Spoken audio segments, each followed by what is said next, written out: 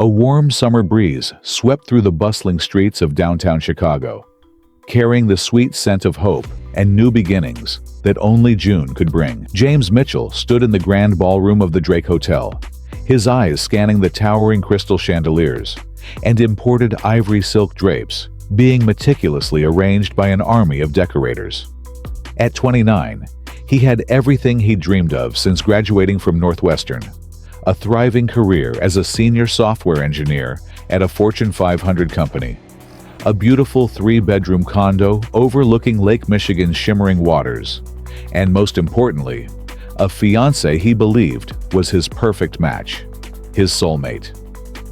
Sarah Anderson had waltzed into his life 2 years ago at a mutual friend's dinner party, her emerald green eyes and infectious laugh capturing his heart between past appetizers and wine-fueled conversations. From that moment, James was certain he'd found the person he'd grow old with, the future mother of his children, his forever. The wedding was just 2 weeks away, a date circled in red on their kitchen calendar and etched into James's heart with equal permanence. Extended family members had booked their flights from across the country, his aging grandparents from Florida, her cousins from Seattle, and dozens of others converging on Chicago for what promised to be the event of the season. The elegant Drake Hotel Ballroom, with its rich history and timeless sophistication, had been paid for in full, a sum that made James's accountant wince, but felt worth every penny for their perfect day. Their honeymoon suite at the Six Senses Resort in Bali was reserved, promising 2 weeks of tropical paradise to begin their new life together. James watched as Miranda, their high-end wedding planner, fussed over the placement of imported flower arrangements, each pristine white rose and delicate orchid representing another piece of their perfect future falling into place. Yet something felt off, a subtle discord in their otherwise harmonious life that he couldn't quite place. Sarah had been different lately, her usual warmth and affection replaced by a nervous energy that seemed to follow her like a shadow. Her bright smiles had become forced, her laughter a bit too loud, as if trying to compensate for something hidden beneath the surface. She'd been spending more time on her phone, quickly turning it face down whenever he entered their shared home office, and having lengthy work calls that always seemed to require privacy on their balcony or in her car. Even their evening routines had changed. The long, intimate conversations over wine and takeout replaced by distracted nods and early nights, with Sarah claiming wedding stress and work deadlines were taking their toll. James tried to brush these thoughts aside, chalking them up to pre-wedding jitters and the natural anxiety that came with such a life-changing event. After all, they'd spent months meticulously planning every detail of their $30,000 wedding, from the handwritten vows they'd practiced in private to the carefully curated guest list of 150 of their closest friends and family. Their relationship had always been the envy of their social circle, the successful power couple who seemed to have it all figured out. Their friends joked that they were disgustingly perfect together, and James had believed it. He remembered vividly how Sarah had teared up when he proposed at sunset on the shores of Lake Michigan, the same spot where they'd shared their first kiss on a crisp autumn evening. The way she'd jumped into his arms, whispered yes against his neck, and how they'd celebrated with champagne at the nearby signature room, their joy reflected in the city lights spread out below them. But yesterday, Sarah had made an unusual request that left an unsettling weight in the pit of James's stomach. Over their usual Sunday morning breakfast at their favorite local cafe, between bites of her barely touched avocado toast, she'd suggested they attend a couples therapy session together. Her voice had wavered slightly as she insisted it would help them start their marriage on the right foot and strengthen their foundation. James had agreed without hesitation, thinking it was a responsible, mature decision, a way to ensure their communication remained strong through the challenges of married life. Looking back now, standing in the magnificent ballroom that would soon host their reception, he should have noticed the warning signs. The way her hands trembled when she made the suggestion, how her voice carried a hint of something he now recognized as guilt. the way she couldn't quite meet his eyes over their coffee cups. The decorations sparkled brilliantly in the sunlight streaming through the venue's soaring windows, but dark clouds were gathering on the horizon, a perfect metaphor for the storm that was about to engulf his carefully planned future and shatter every dream he'd built with the woman he thought he knew.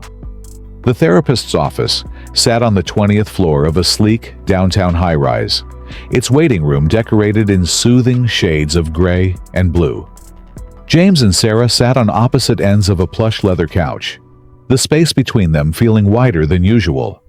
Sarah's leg bounced nervously as she checked her phone for the third time in 5 minutes, while James thumbed through a glossy magazine without really seeing the pages.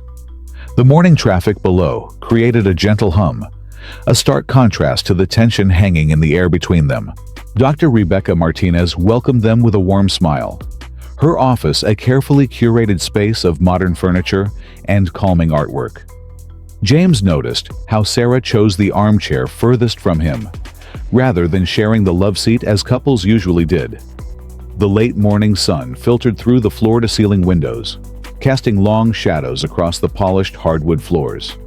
Dr. Martinez sat with perfect posture, her notepad balanced on her knee, as she asked them what brought them in today. "Sarah suggested we come," James began, offering a reassuring smile toward his fiance. "We thought it would be good to start our marriage with open communication." The words felt hollow as they left his mouth, especially when he noticed Sarah's fingers twisting her engagement ring, a nervous habit she'd developed recently. Dr. Martinez nodded thoughtfully, her eyes moving between them before settling on Sarah.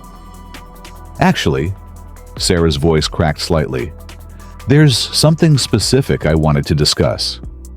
She paused, taking a deep breath that seemed to draw all the air from the room. "I've been talking with Dr. Martinez privately for the past few weeks, James. We've been working through some realizations I've had." The words hung heavy in the air, each one landing like a stone in James's stomach. He noticed Dr.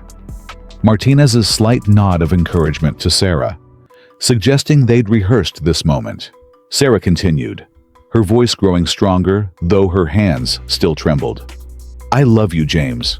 I want to marry you. But I've been doing a lot of thinking about what I want from life, about my needs and desires." She glanced at Dr. Martinez again, receiving another encouraging nod. "I want to explore an open relationship after we're married." The words seemed to echo in the suddenly airless room.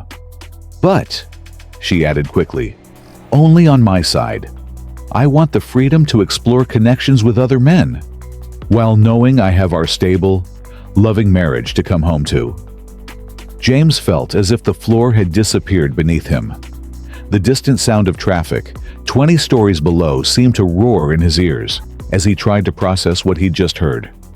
2 weeks before their wedding, with save the dates adorning fridges across the country and wedding gifts already arriving daily, his fiancée was asking permission to sleep with other men while expecting him to remain faithful.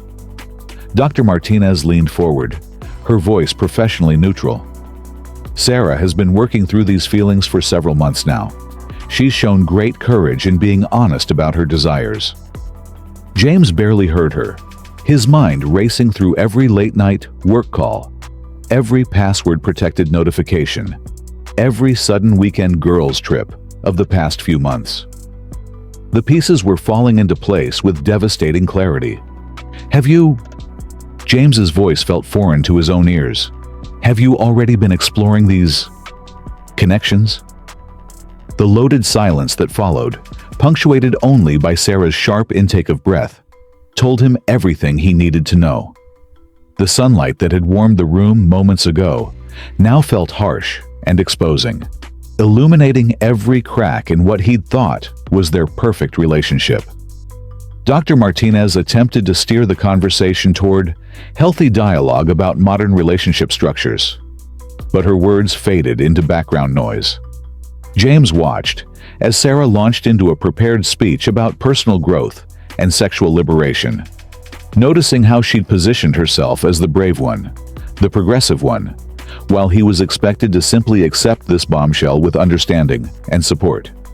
The weight of their shared history, the memories, the plans, the trust built over 2 years, seemed to crack and splinter with each passing moment in that sun-drenched office. 20 stories above a city that suddenly felt alien and cold. The drive home from Dr. Martinez's office was suffocating in its silence.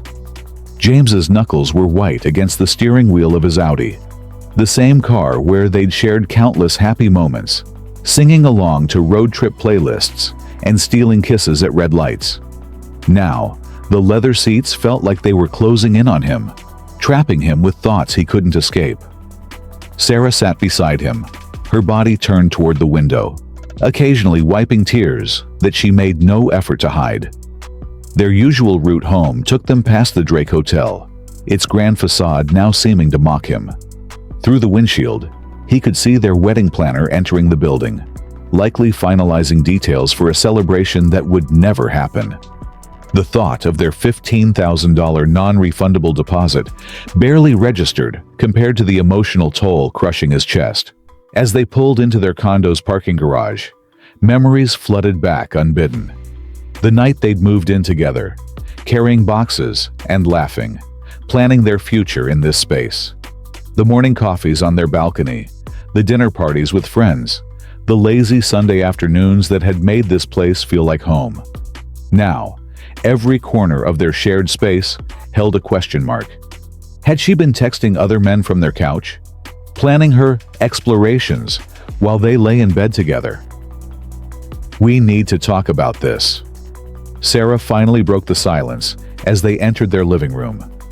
The afternoon sun cast long shadows through their floor-to-ceiling windows, highlighting the framed photos of their happier times that lined the walls. "You're not even trying to understand my perspective, James."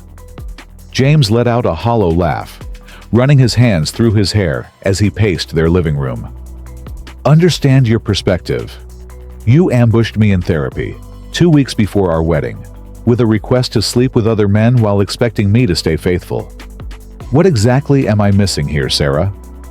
Sarah sank into their designer couch, the one they'd picked out together at Restoration Hardware, planning to build their life around it. "It's not about sex, James. It's about freedom, about exploring all aspects of myself while having the security of our love." Her voice cracked.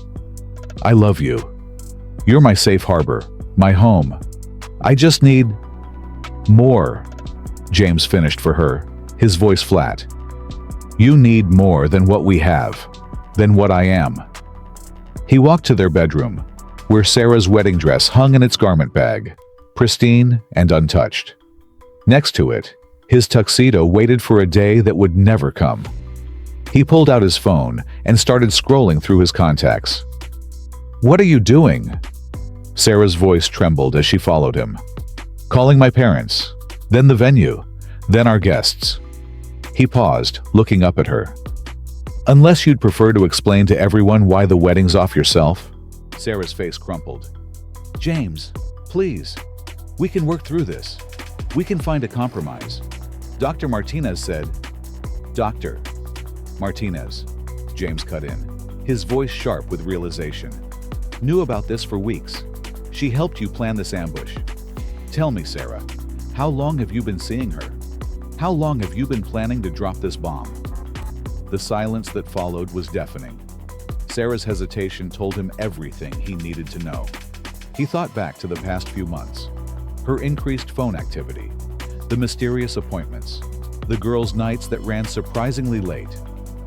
"Have you already started your exploration?" Her silence was the final confirmation he needed. James felt something inside him break and reform, stronger, but fundamentally changed.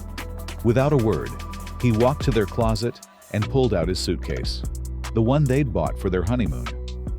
"What are you doing?" Sarah's voice was small, frightened. "The only thing I can do," he replied, starting to pack his clothes. "I'm choosing to respect myself more than you respect our relationship." The next 2 weeks unfolded like a carefully orchestrated chaos. James moved into a hotel downtown, the same one where he'd planned to spend his last night as a bachelor. The irony wasn't lost on him.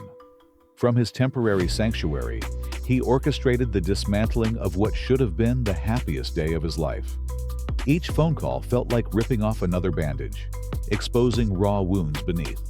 His mother cried when he told her, not because of the canceled wedding, but because of the pain she heard in his voice. "You're doing the right thing, sweetheart," she'd said, her voice steady despite her tears. "Better to find out now than after." His father, usually stoic and reserved, offered to fly in immediately. James declined, knowing he needed to handle this himself. The wedding planner, Miranda, proved to be unexpectedly compassionate. She'd seen her share of canceled weddings and moved efficiently through the process of contacting vendors. Some deposits were non-refundable: the venue, the caterer, the photographer. But James couldn't bring himself to care about the money. His sister took charge of contacting the guests, crafting a carefully worded email that spoke of mutual decisions and different paths, sparing both families the painful details. Sarah's parents were a different story. Her mother showed up at his hotel, alternating between pleading and accusations. "She's just confused," she'd insisted, standing in his hotel room like an unwelcome ghost. "All brides get cold feet. This therapy nonsense has put ideas in her head." When James finally told her the truth, about Sarah's demands, about her apparent head start on exploring, her mother's face had crumpled, aging years in moments. The hardest part wasn't the logistics, though. It was the constant stream of messages from Sarah. They started as apologies, evolved into explanations, then shifted to accusations. "You're throwing away everything we built because you're too insecure to handle a modern relationship," one text read. "Dr. Martinez says your reaction shows deep-seated patriarchal conditioning," said another. James stopped reading them after a while. Their shared friend group splintered along predictable lines. Some, like Mike and Jennifer, who had introduced them at that fateful dinner party, were firmly in James's corner. She asked him about this 2 weeks before the wedding. He overheard Jennifer hissing to another friend, "Who does that?"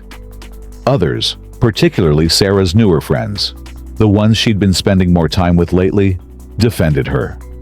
She was brave enough to be honest about her needs, they said. James is just too traditional.